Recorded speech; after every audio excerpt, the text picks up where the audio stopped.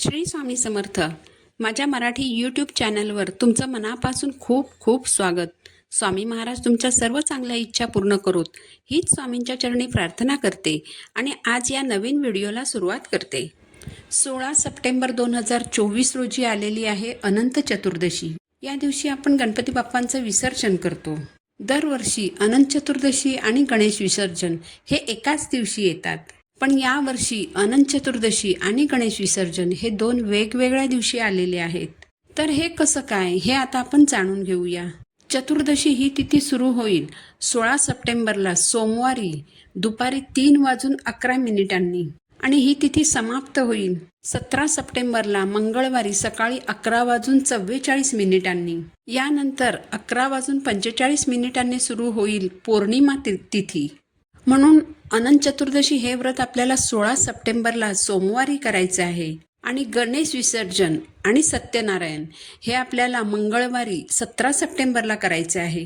सत्यनारायण आपल्याला करायचं आहे 17 सप्टेंबरला म्हणजेच मंगळवारी संध्याकाळी, कारण पौर्णिमा तिथी सुरू होईल 17 सप्टेंबरला सकाळी 11:45 आणि ही तिथी समाप्त होईल 18 सप्टेंबरला बुधवारी सकाळी 8:35.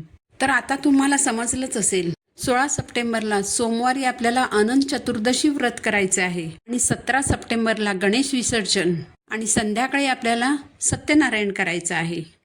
आता अनंत चतुर्दशी व्रत म्हणजे काय हे आपण आता जाणून घेऊया. अनंत या शब्दातच त्याचा सर्व अर्थ सामावलेला आहे. तर ज्याला अंत नाही, ज्याला सीमारेषा नाहीत, ज्याला कोणताही शेवट नाही, असा जो आहे तो म्हणजे अनंत. तर या अनंत चतुर्दशीच्या दिवशी रात्री आपल्याला सेवा करायची आहे. या दिवशी रात्री जी सेवा करायची आहे ती म्हणजे खूप पुण्यकारक, अनंतपटीने पुण्य देणारी, अनंतपटीने फळ देणारी अशी ही लक्ष्मी प्राप्तीची सेवा आहे. ज्यांना पैशाच्या अडचणी आहेत त्यांनी तर या सेवा आवर्जून करायच्या आहेत. तर अनंत चतुर्दशीचं व्रत कसं करायचं, सेवा कोणत्या करायच्या, सेवा कधी करायच्या, अनंताचा धागा हातात कसा बांधायचा हे आता आपण जाणून घेऊया. अनंत चतुर्दशीचं व्रत भगवान विष्णूंच्या नावाने केलं जातं. या दिवशी श्रीहरी विष्णूंच्या अनंत रूपाची पूजा केली जाते. हे व्रत करताना तुम्ही जर उपवास करणार असाल तर तुम्ही सकाळी फलाहार करू शकता आणि संध्याकाळी उपवास सोडू शकता. हे व्रत करताना या व्रताची मांडणी करणं गरजेचं आहे. या व्रताची मी मांडणी केलेली आहे, ती मी तुम्हाला आता दाखवते. यासाठी आपल्याकडे लक्ष्मीनारायणाचा एकत्र असा फोटो असायला हवा. माझ्याकडे हा अशा प्रकारचा फोटो आहे म्हणून मी हा फोटो ठेवला आहे. तुमच्याकडे जर माता लक्ष्मी श्रीहरी विष्णूंचे पाय चेपत आहे असा फोटो असेल तर अतिशय उत्तम. या पूजेच्या मांडणीमध्ये आपल्याला हा धागा देखील ठेवायचा आहे. या धाग्याला अनंताचा धागा असं म्हणतात. अनंत चतुर्दशीच्या दिवशी या धाग्याला अनन्यसाधारण असं महत्त्व आहे. या दिवशी आपल्याला ज्या सेवा करायच्या आहेत या सेवा आपल्याला रात्री 11:30 वाजल्यापासून ते 12:30 करायच्या आहेत.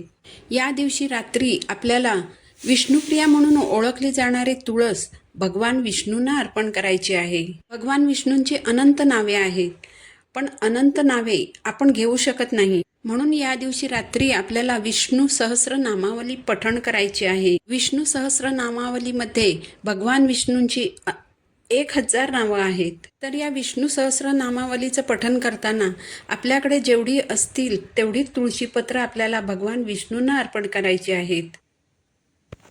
तुमच्याकडे जर भगवान विष्णूंचा फोटो नसेल तर ही तुळशीपत्र तुम्ही बाळकृष्णाला वाहू शकता, विठ्ठलाला देखील वाहू शकता. यासोबतच आपल्याला एक वेळ विष्णू सहस्रनाम आणि एक वेळ व्यंकटेश स्तोत्राचं पठण करायचं आहे. यासोबतच तुम्हाला जर शक्य झालं तर एक वेळ श्री सूक्त, एक वेळ पुरुष सूक्त, 16 वेळा लक्ष्मी गायत्री मंत्र, 16 वेळा विष्णू गायत्री मंत्र, 16 वेळा नवार्णम मंत्र आणि 16 वेळा कुबेर मंत्र म्हणायचा आहे.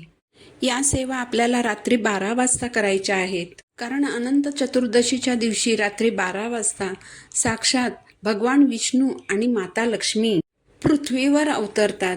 त्यावेळी वातावरणामध्ये जी सात्विकता असते, जी ऊर्जा असते ती अप्रतिम असते. यामुळे 16 तारीखला रात्री 11:30 ते 12:30 या वेळेत आपल्याला या सेवा करायच्या आहेत.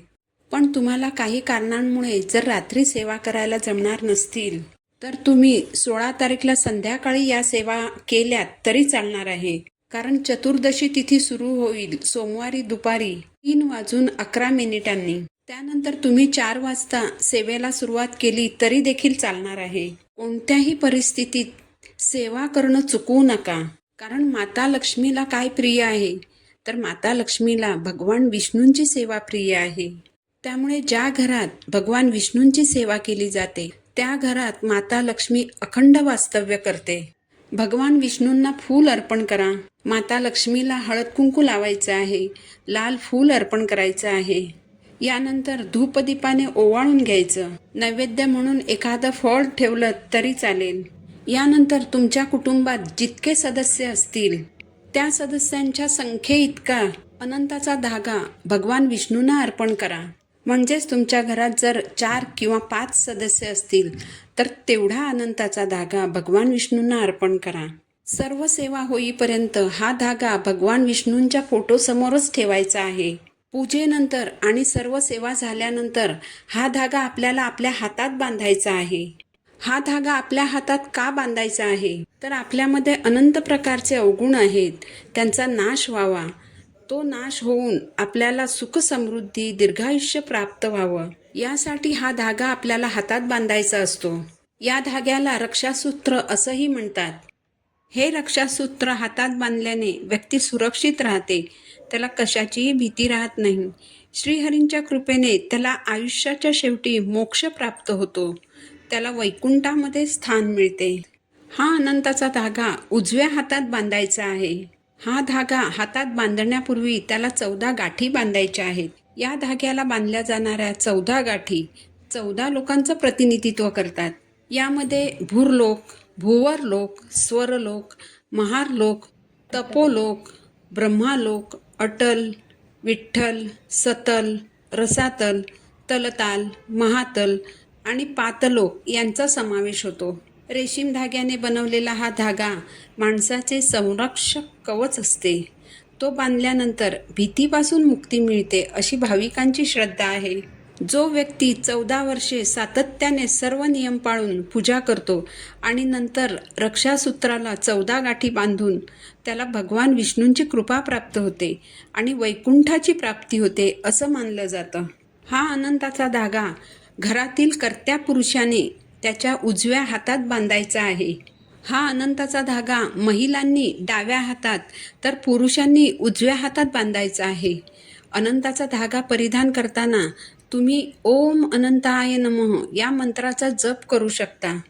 अनंत चतुर्दशीच्या दिवशी व्रत आणि उपासना करून अनंताचा धागा हातात बांधला तर अनंत पुण्याची प्राप्ती होते, अक्षय पुण्याची प्राप्ती होते. जर तुमची मुलं आणि तुमचे पती बाहेरगावी गेलेले असतील तर हा अनंताचा धागा तुम्ही अभिमंत्रित करून ठेवू शकता आणि तुमची मुलं किंवा तुमचे पती बाहेरगावाहून तुमच्या घरी परत आले की त्यानंतर तुम्ही हा धागा त्यांच्या हातात बांधू शकता. मासिक धर्म अडचण, विटाळ किंवा सुतक असेल तर या सेवा तुम्हाला करता येणार नाहीत.